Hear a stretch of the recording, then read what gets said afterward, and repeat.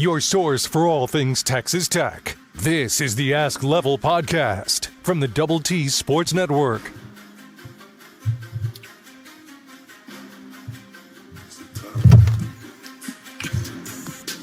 Red Raider Hoops getting back on track, but a massive challenge looms this week. In today's episode, we dive into the latest with Grant McCaslin's crew, Christian Anderson's health, and what's going on with the Tech football defensive staff. The Ask Level podcast, as usual, brought to you by our friends at Cantex Roofing and Construction. Alongside Chris Level, I'm Chois Woodman. Level, your Super Bowl Sunday a little different than most. You were This is Mike Hebert, the proud owner of Cantex Roofing and Construction. We've been serving West Texas for all of your residential and commercial construction needs for the past 9 years.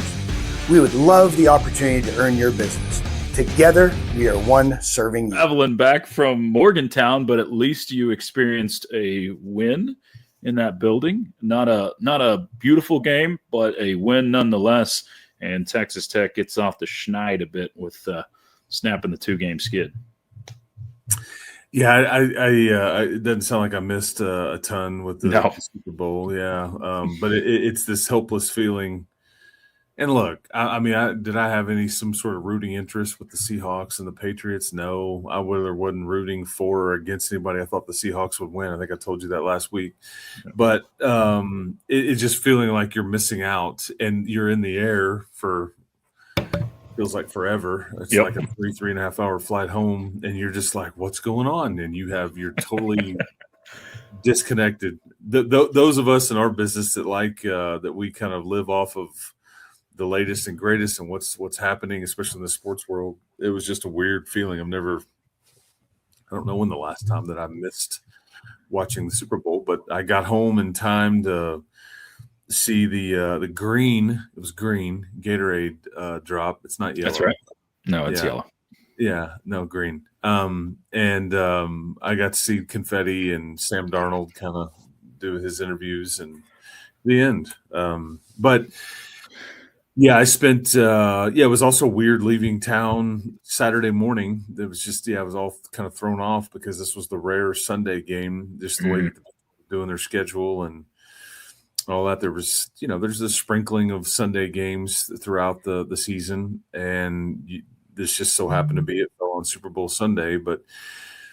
And you had Grant McCaslin going to coach against his. I don't know if the right protege is not the right word. It's like his good friend and coworker for many years. And you needed to win that one. That's a game. It wasn't easy, but it's a game that you needed to win. And it wasn't pretty at times, but you're better than West Virginia, and I think you showed it. And 70-63, but you moved to 7-3 in the league, and there's starting to be a little separation here on this league race.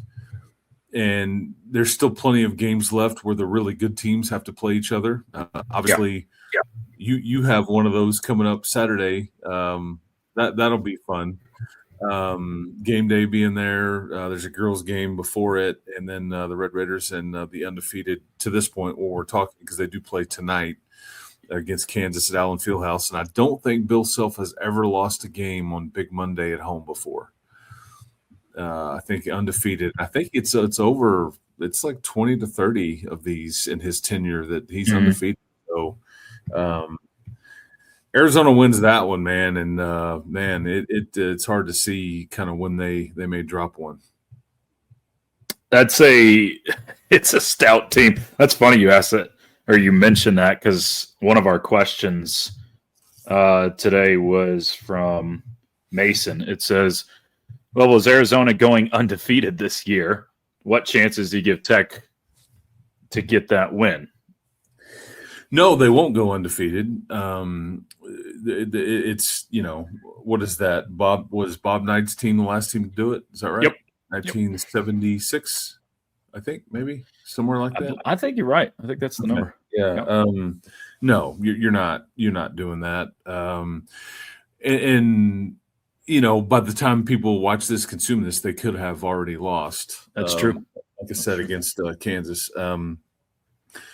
But in you've got Colorado first at home on Wednesday night. But from your standpoint, sure you can beat them, but you're going to play.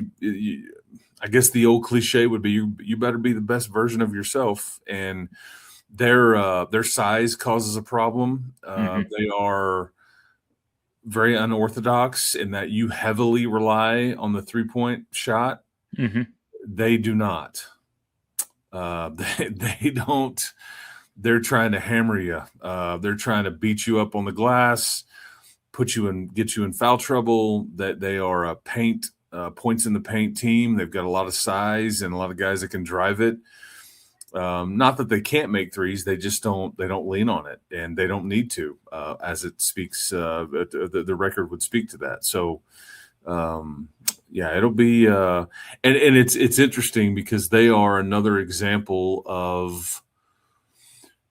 This is probably a bigger picture conversation to have, but I'll just briefly get into it in that there was a time when if you were leaning on freshmen in this league, you just that was not a recipe for success.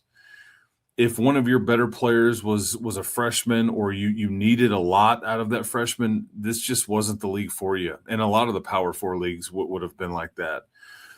But I think we've seen a shift. If you're a really talented freshman, then I think it because of all the newness and because typically portal guys, most schools are adding role players via the portal, and if you go get a special guy out of the portal, it's a younger guy, i.e. JT Toppin, maybe a Lawan Watts, that is elevated in recent years. He's got 2 or 3 years left. But like getting like older guys via the portal to be like your heavy lifters, you're not winning.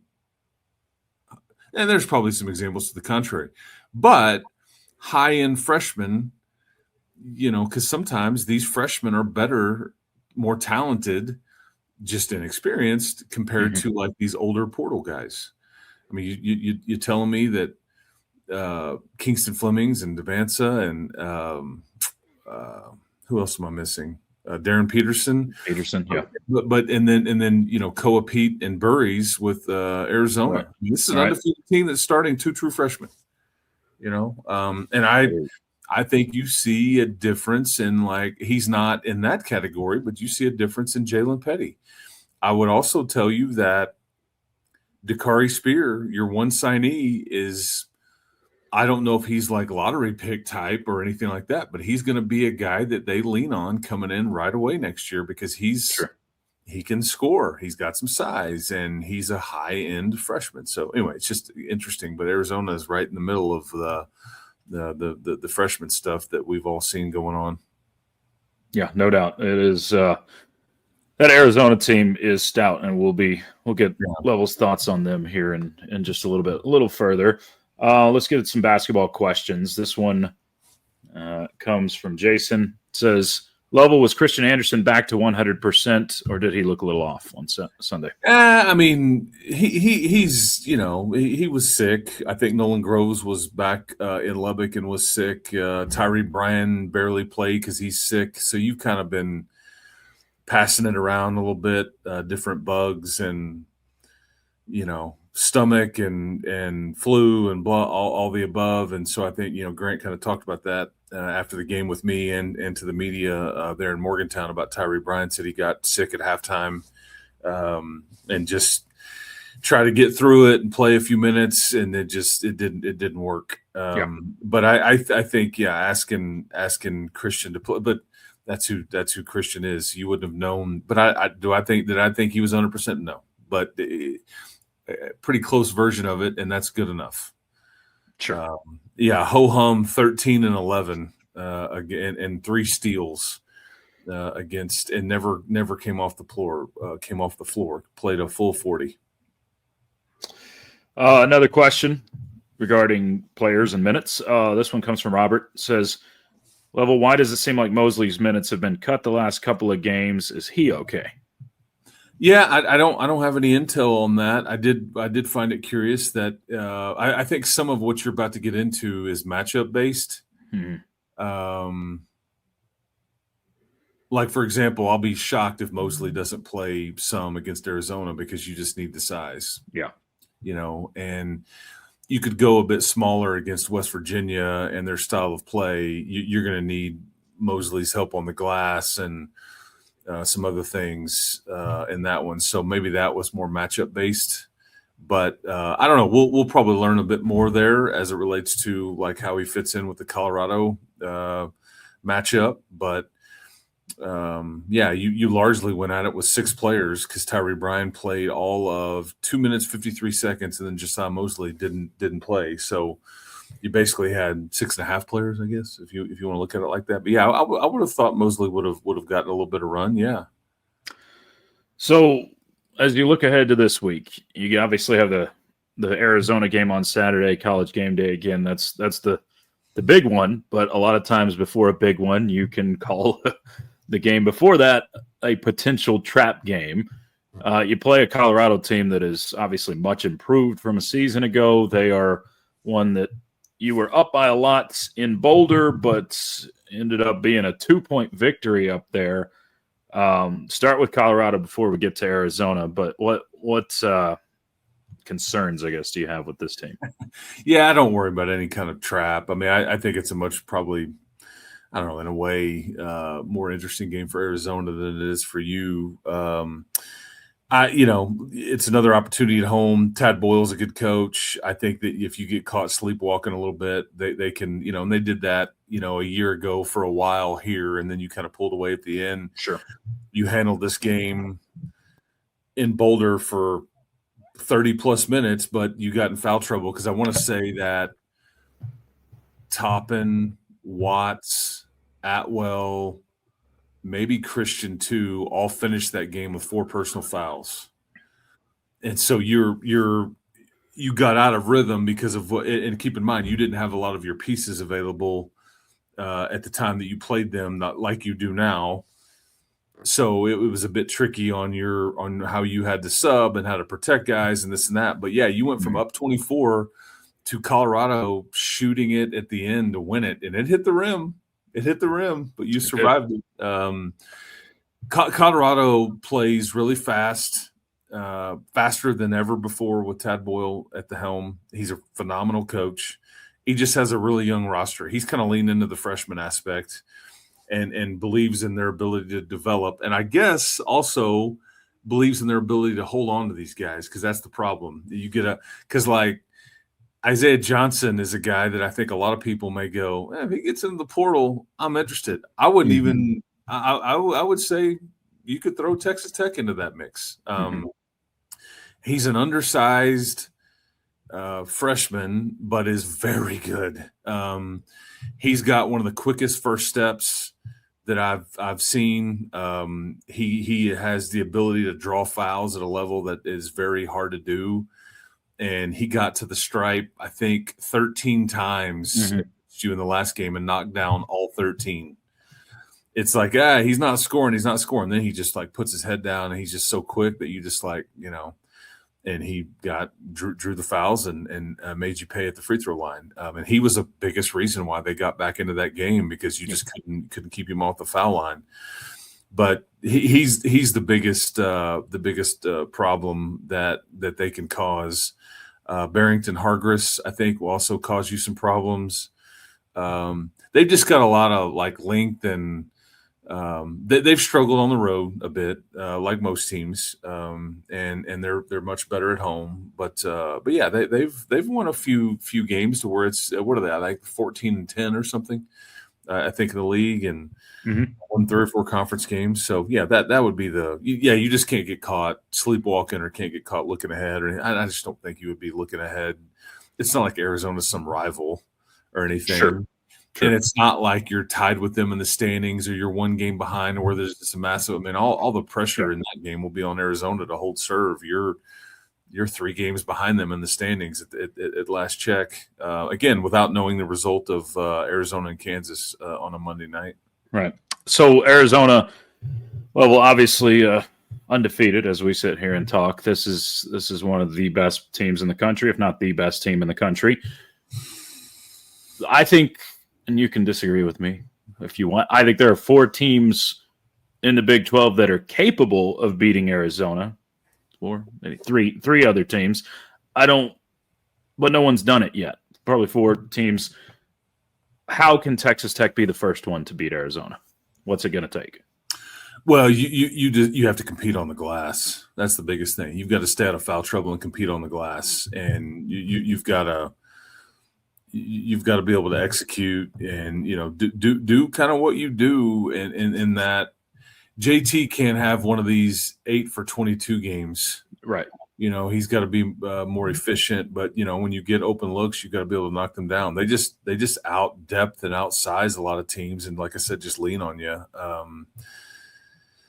But if you want to point to one thing, you better be able to compete with them on the glass and be able to defend them in the paint, which to be honest with you, you've struggled a bit. I mean, you look at West Virginia; they outscored you 38-20 in the paint.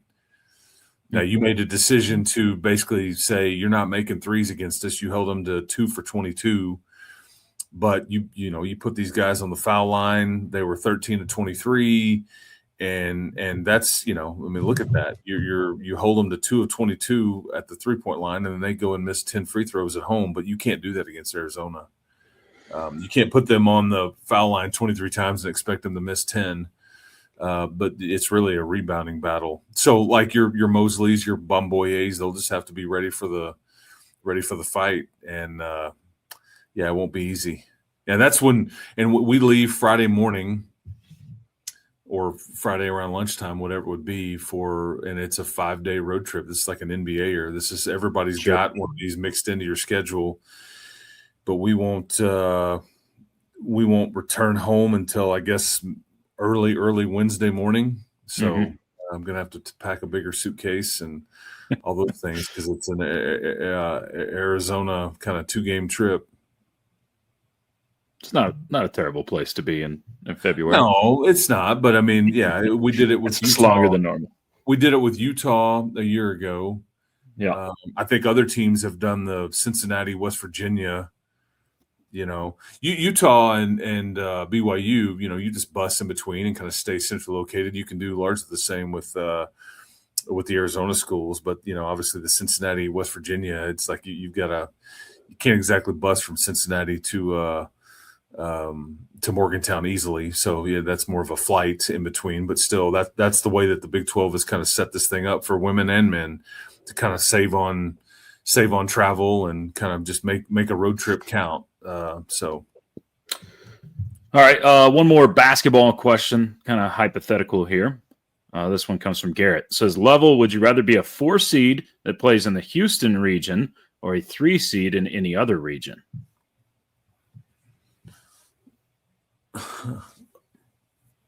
Well, I'd rather be a 3, but Houston doesn't scare me. I mean, that I don't worry about. I think they're asking that plays in Houston because I think the South region is in Houston, so you'd have fans more. Oh, I think that's what they're saying. The South region. I thought you meant University of. No, I get it. That's confusing. But plays in so you get more fans at home or more fan. I guess. And you're the 4 seed. 4 seed in the South region, which would be Houston, or the 3 seed anywhere else. Sorry, misunderstood the question. No, I'd always rather go where you can get the most fans. Yeah, that just I think gives you an extra opportunity that you wouldn't have otherwise because you're going to be playing good teams no matter what anyway, and it comes down to matchups. So you'd rather be somewhere that you can get an extra lift, however that looks. Because there's isn't there one of these regions like in Oklahoma City first rounds? I think the first and second round, there's Oklahoma City.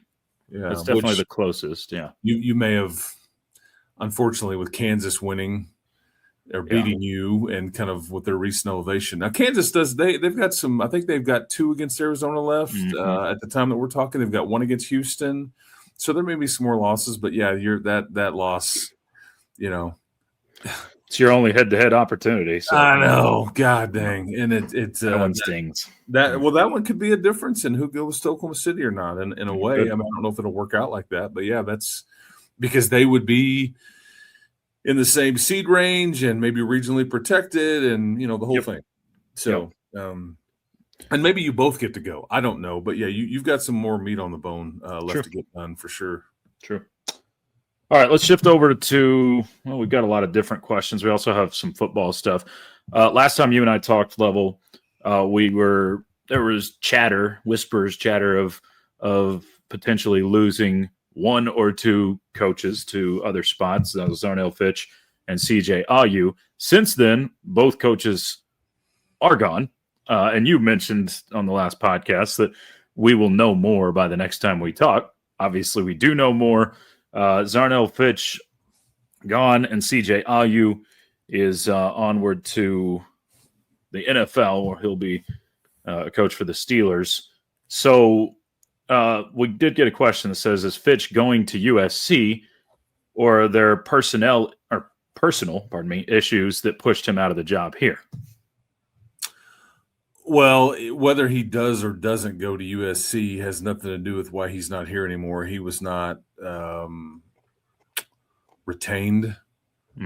That was these are you've lost both coaches, if you want to phrase it that way, for different reasons. Sure.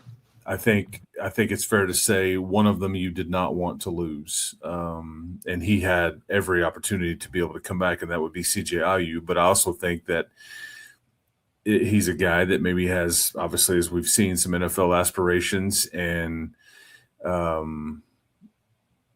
I think Joey knew when he had multiple interviews set up that odds were high that he would do well with one of these two franchises, and he's going to join Mike McCarthy's brand new staff there in Pittsburgh, and I guess Coach TJ Watt. That's not pretty good spot to be. Go from David Bailey to TJ Watt. That's not bad at all. There's a variety of reasons. It'll all get fleshed out, I think, with Zarnell, but it just wasn't going to continue. I would even say that, maybe there was some of that possibility in play a year ago, but obviously he was here. And look, his guys played well, and he deserves some credit for that. But some would say, I mean, you could use this with CJ too, I guess. Some would say, well, hell, man, Choice, you could coach Lee Hunter. You could coach A.J. Holmes, you could coach David Bailey. I mean, I don't know if I necessarily buy into, like that you and I would do as good of a job as those guys did, but you get what I'm saying. But yeah, I think that it was off the field, issues that relates to Zarnell not being retained here. I think that's fair and accurate to say. Yeah. So, I guess we'll see where he ends up. We already know where CJ Ayu ends up. Is the relationship still good there with CJ Ayu? Oh, sure. Moving on to the NFL type of thing. Yeah, there's no doubt. Like, I mean, yeah, he is widely respected. He does. I mean, I don't think there's any issue there. And in fact, I'm sure Joey would have done whatever he could do to help CJ if this was what he wanted to do. I mean, CJ's just a really good human and coach and all that. But, I mean, some of these guys, if they want to go do it at the highest level, when somebody wants to talk to you about one of those spots, man, they're hard. And like once you get into that club, you're kind of in. But it's hard. It's a hard club to get into. Right. It really is. Now, you may have to move around a little bit, and you kind of have to shuffle around, and that's just part of the coaching industry, right? But it's it's a different life than the college deal, when it's kind of more of a year-round job, and you don't have to go out on the road and recruit. You get more of a life, if you will, in the NFL, but it's a little little more pressure, little more stress, more of a longer schedule, but there is more of an off season too. True. Yeah. Heck, examples, Mike Smith, we've talked about him in the NFL forever. He got his way in, and he has not relinquished that, but he's been in several different spots, including in the Super Bowl. Okay. This one, it says, Level, can you give us some options for replacements on Fitch and Ayu? I would love to be able to do that. I know about as much as anybody asking that question would be at this point. I think that what is fascinating is that I think Joey has been reached out to by a variety of people, former players here, folks interested in it. And then you've got probably a pool of folks that he is aware of or maybe interested in, but then also Sure. folks that he doesn't know from Adam. Maybe Shield knows them, or maybe mutual acquaintances go, dude, this guy is really good. And it's a weird deal because and I know you may be asking this too, but this is spilled over into, well, you better hire somebody quickly, and you better hire somebody that's a good recruiter. Otherwise, Jalen Brewster and some of your commitments are gonna, And I don't think like years past. I mean, there would be a recruiting component that you would say, but I think you're more into how you fit into the staff, how you roll. If you and then what kind of a tactician or what kind of can you, because you've got in either position, and Jack Teachy is here and on campus, and he's going to still be involved, I think, and he may have an increased role.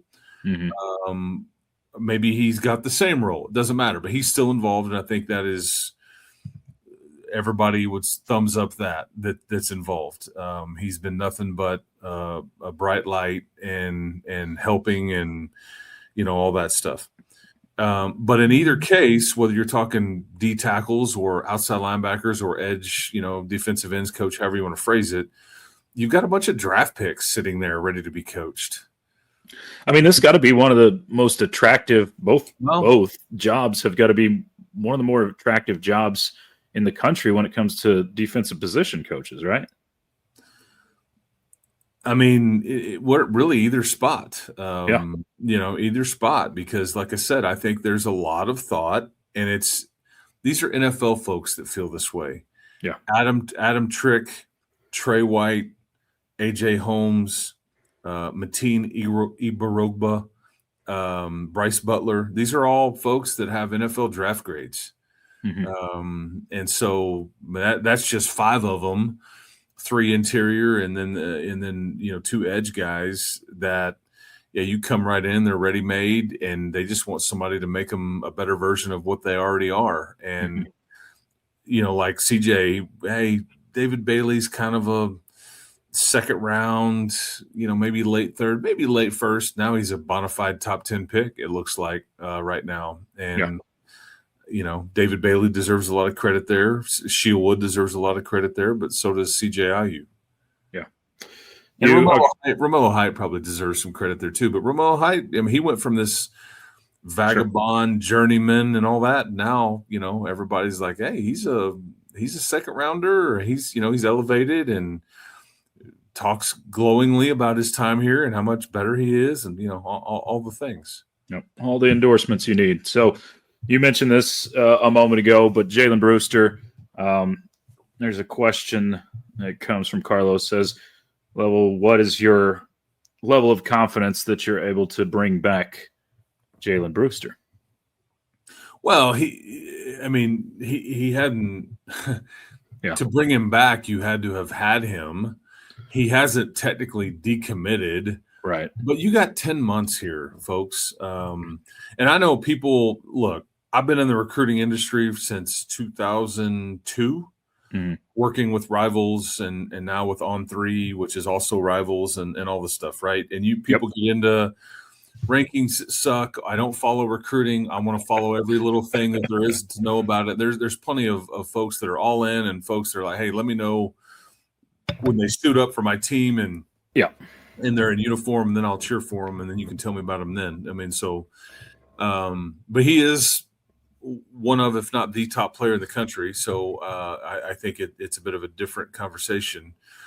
He's from Cedar Hill, obviously, where Joey used to coach. And, yeah, I would still have some confidence there that you can maintain. And again, there's so much time. And here's the other thing. I don't care whether CJ and Zarnell and there was 100% retainment with all of the coaching and all the stuff. He's the number one. I mean, you think everybody's just going to be like, yeah, we'll let Jalen Brewster go to Tech. We won't call him up. No, he's going to hear from everybody in the country. Come take a visit. Hey, we're going to offer you this. Now it's all legal, right? So you have to tap into a few things more than that. So we'll kind of see what happens. But, yeah, no panic needed. You got a long way to go, and we'll just kind of see how it ends up. So there's the football side of things as far as coaches go. This was a question that we didn't get to last week, but I want to get to because we skipped over it from last week. It's from Clay. It says, Level, I'm looking at the schedule for this coming season, and I don't see a loss. Is Tech going 12-0 in the football season of 2026? Well, I mean, I would love to.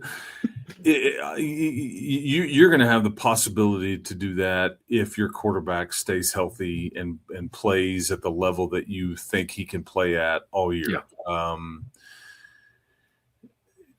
I don't think your defense will be maybe quite as good, but I've joked with people. It's like, the people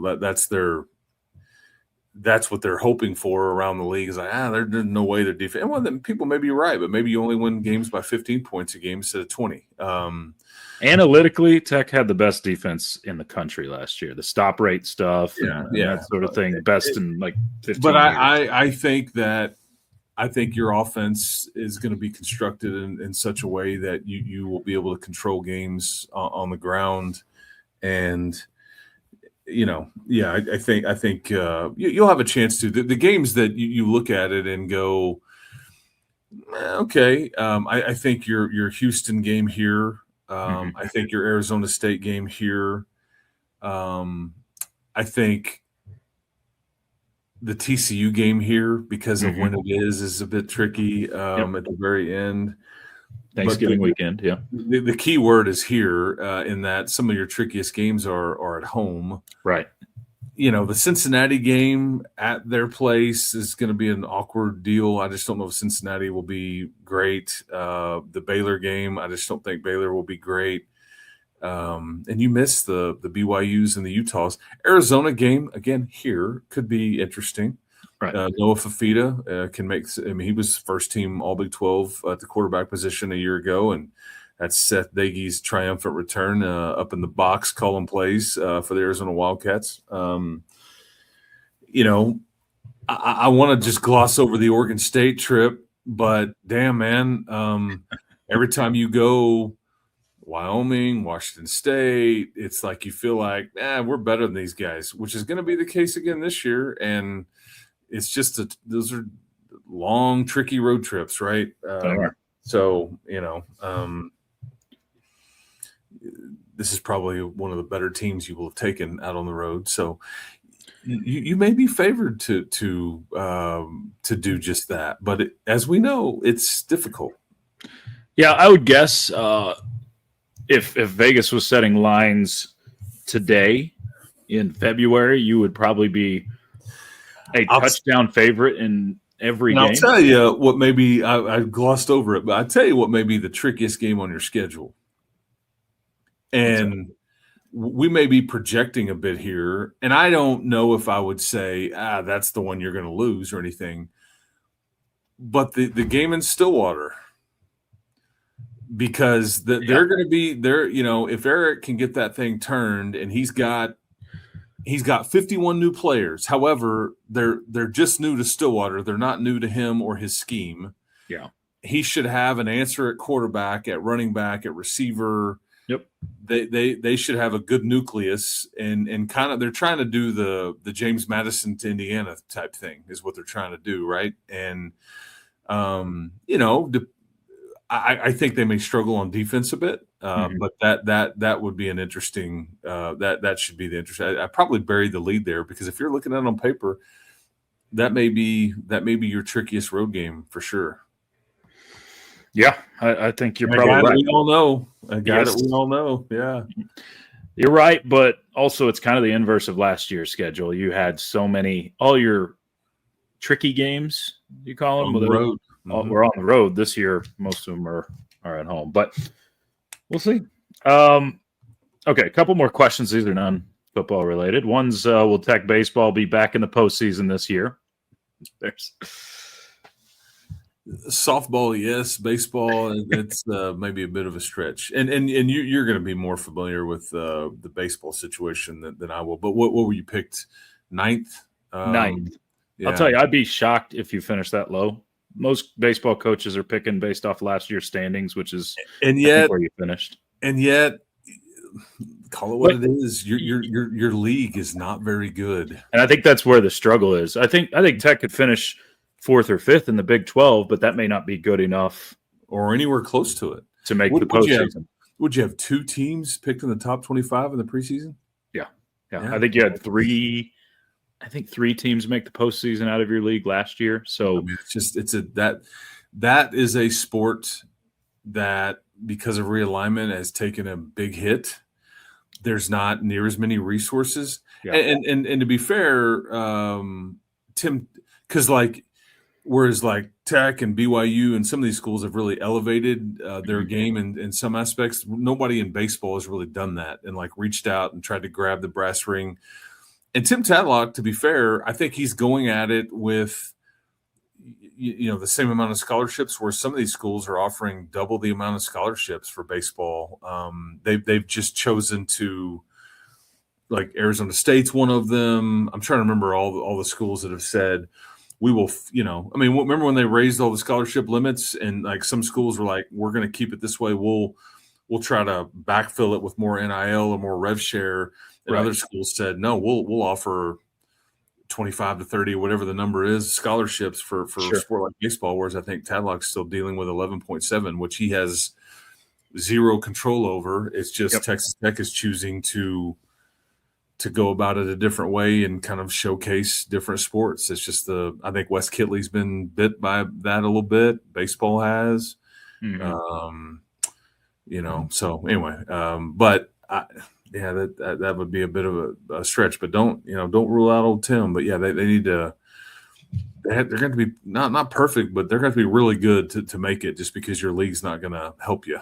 Exactly. Yeah, I think you brought in new pitching coaches and new pitching system, so it kind of depends how fast they're able to hit on the pitching. If it's working this year, if it's going to take a little longer. I just wish those games didn't last for 4 hours. College baseball, man. There's a lot of offense in college baseball that even if you love it, it's the 3.5, 4 hour marathons, man. It's hard to get folks to watch it, to attend it. It's it's just hard to. Really everything these days lasts too long, and that's the sport that maybe lasts the longest. You've seen all the stuff that MLB has done to try to shrink it because they see that. Error of their ways, and it's the NFL has figured out the formula. Jerry Jones will talk about it. I've heard him talk about being on the competition committee. It's that 3 hour window and the way it's all structured, so they can go at 12 and at 3 and at and all that. That's how that league makes their money. Is just it all fits in well, and college baseball is First pitch is 6 and at 10:15, and that'll do it here from Lubbock. And you're like, God dang, that's a long time. Yes. So baseball season gets underway this week, and you can hear all the games on the. I'm sure that means we'll get a cold front here. That's how it works, right? Yeah, that's right. Yeah, but they're all on Double T 97.3 and Hacks and Jamie and Gus, and I think John Harris does some of the TV stuff for it. So all of our people doing the radio and TV. So this last one, you've already kind of answered this because I don't know how much you actually caught. Level, was that the worst Super Bowl you've ever watched? That's from Jay. Well, it sounds like I didn't miss a whole lot. Oh, A field goal contest until the very end, and yeah. Oof. Yeah, that was not. And sometimes these games, they have a hard time living up to, just because it's just the one game and it's so much hype and it's 2-week buildup and all the things, and then you have to play the game, and sometimes the game just doesn't deliver, or it's boring, or it's like, hey, they're going to hold somebody to field goal, and then all eyes are on it. But I'm more worried about the fact that it's going to be 200 something days before we get college football left. I think 200 something days until August 29th, which is week 0. Yes. So that's a long. That's really my biggest concern. Not was it the worst Super Bowl? It's that there's no more football until August the 29th of any kind of meaning on television. And you and I never talked about it, but good grief, we get an even dumber schedule out there from college football, where we get more space in between the college football playoff games, and we don't have a national championship till January 25th. Go figure. I forgot the actual number, but there are. I'm trying to remember how many NFL playoff games there are total. I don't know. Can we do the math on the fly there? I'm trying to remember how many games in the wild card. There's 6 games wild card weekend. Okay, so 6. Then the following weekend, there's how many? I think you get another. The division round, is it 8? No, excuse me, would be 4 games. It drops down to 4, so 6, 4, 6 10. And 4 is 10. And then, so what is it, 13? Was it 13 games? 13 total games, division rounds? Okay, 13 total games. It took them 31 days in between to play that. And I forget how many of the games you're going to do here. In college, how many will we do the math there? But it's like the NFL can do this whole thing in 31 days, I think, from the beginning of playoffs to the Super Bowl. And it takes you 38 days, I think, is between the first playoff game and the final one. And it's just too long, man. I just think you're losing some of your audience. You're losing some of your. And I'm sick and tired of hearing, well, that's not what the Bulls want. I don't really give a damn what the Bulls want anymore. I really don't care what the Rose Bowl and their sunset, pearl clutching stuff going on. I really don't care. It's and I hope that when the ratings come back that it stings a little bit for the folks because they need to step in and fix this. And we're sitting here talking about August 29th is when the college football season will open up. And that's really when everybody should open up. Like everybody. Absolutely. Give everybody a double bye, move everything up a week. It's just no-brainer stuff. I really, and this may be sacrilege to say this, but I've heard some, well, you got to keep Army, Navy, and like it's separate. It's just like there's going to have to be some just because the things have always been done a certain way doesn't mean that it doesn't change. I mean, look at COVID and the way you and I are kind of doing a quote unquote radio show here now in different places. I mean, that's just, you have to adapt and thrive. And it wasn't always a 12-team playoff because guess what? Everybody here wanted expansion. Everybody. The SEC is on record. We wanted more. The Big Ten, we wanted more. They are the two in charge. They just couldn't agree on how much more it was. So you decide to kick the can down the road and you stay at less. Well, or stay at status quo, which is 12. But there's going to have to be some change going forward with the fact that it's going to expand at some point because guess what? Everybody wants this. Right. It's just a matter of how much expansion, and then how do you fit all that in? And I'm sorry if the Citrus Bowl gets pissed, or the folks at the Liberty Bowl, or the Texas Bowl, the Alamo Bowl don't get this or that. I mean, it's just the way it's going, man. We can all sit and complain and remember the days of when bowl games didn't have a sponsor. Okay, the Blue Bonnet Bowl Right. The Peach Bowl. That's what it was. Just like we picked a fruit, we picked a structure, we picked a city. The end. And now it's the Pool and Weed Eater. The Independence Bowl, or whatever, or the Saturday Night Live Jimmy Kimmel Bowl. I remember all these stupid things that we're doing. The Snoop Dogg Bowl. Snoop Dogg, yeah. Yeah, right. So that's just the way it's going. But they're going to have to adapt, and it's just, I don't know. It's frustrating because I love it like you do, but even it's like, God, this is dragging. Because college basketball is kind of in full. You're full by that point, and the NFL still got a thing going, but yet there's nothing sitting there staring you in the face in late August at all, and everybody is starving for it. Absolutely. It So seems too simple. I agree. Yeah, and yet we can't figure it out, or we take forever. Always have. College football's been the slowest acting sport in the history of American sports. It's because nobody's in charge. You've got too many Indians or too many Chiefs, and it's like no Indian is more important than the other. But in this case, it's the Big Ten and the SEC. They must agree, and then it all kind of trickles down there, and they can't agree. Yep, too simple, but we can't figure it out. Level, great stuff, man. Enjoy your basketball week. We got hoops on Wednesday night against Colorado, then a road trip to Tucson this weekend, and we'll talk on the other side of that. Okay, sounds good. Appreciate it, and hopefully everybody enjoyed our new little screen here. Woodman's going to work on it and then fluff it up a little bit. We'll fancy it up. Yeah. Yeah. There you go. That's Chris. I like it. Yeah, that's Chris Level. I'm Chois Woodman. It's been the Ask Level podcast, powered by the Double T Sports Network. You've been listening to the Ask Level podcast, powered by the Double T Sports Network. Be sure to hit the like and subscribe buttons for more great content from all of our shows on the Double T Sports Network.